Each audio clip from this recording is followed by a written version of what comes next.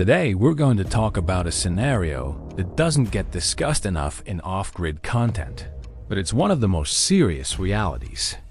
Because when people imagine off-grid living, they picture independence, self-sufficiency, maybe even abundance.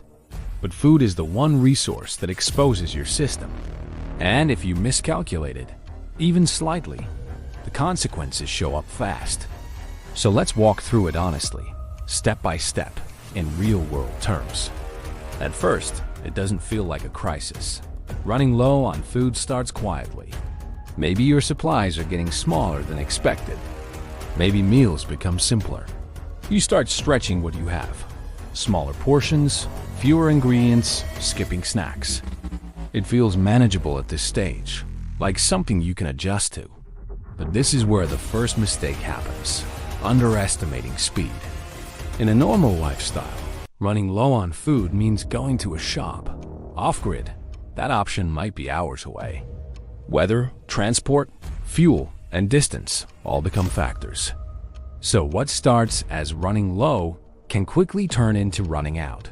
Once supplies are critically low, your entire focus shifts. Food stops being a background part of life and becomes your main priority. You start calculating everything. How much is left? How long it will last? Meals become strategic instead of routine. And then the physical effects begin. At first, it's just hunger. But over time, low-calorie intake leads to fatigue and reduced concentration. And that matters a lot more off-grid. You need physical strength to collect water, manage fuel, and handle daily tasks. When your energy drops, everything becomes harder. Simple jobs take longer.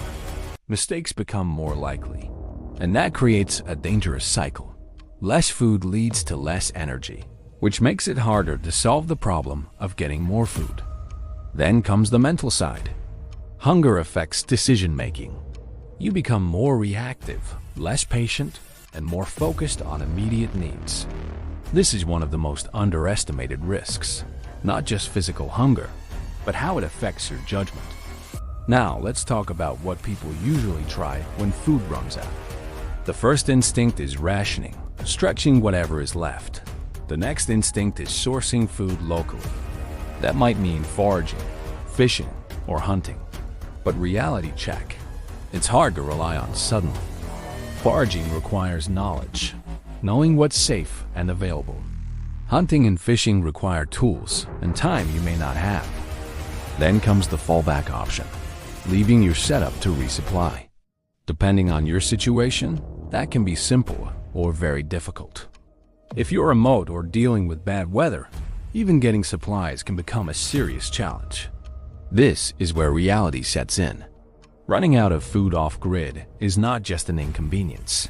It exposes every weakness in your planning. Now, here's the important part. This situation is almost always preventable.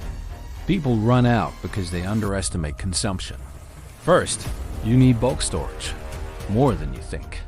A proper buffer that gives you time to handle unexpected situations. Second, you need long-lasting food options.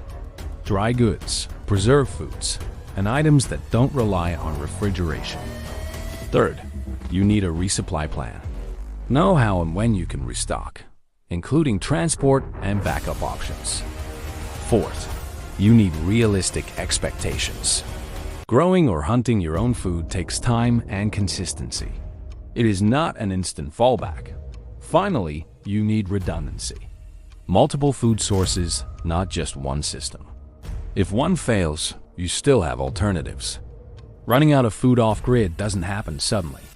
It builds slowly through small miscalculations and lack of planning. Off-grid living gives you independence, but it also gives you full responsibility. Food is the most immediate and unforgiving system. So the difference between a stable off-grid life and a stressful one is preparation.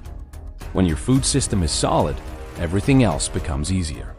If you want more honest breakdowns like this, make sure to subscribe to Off-Grid Life Tech for more videos.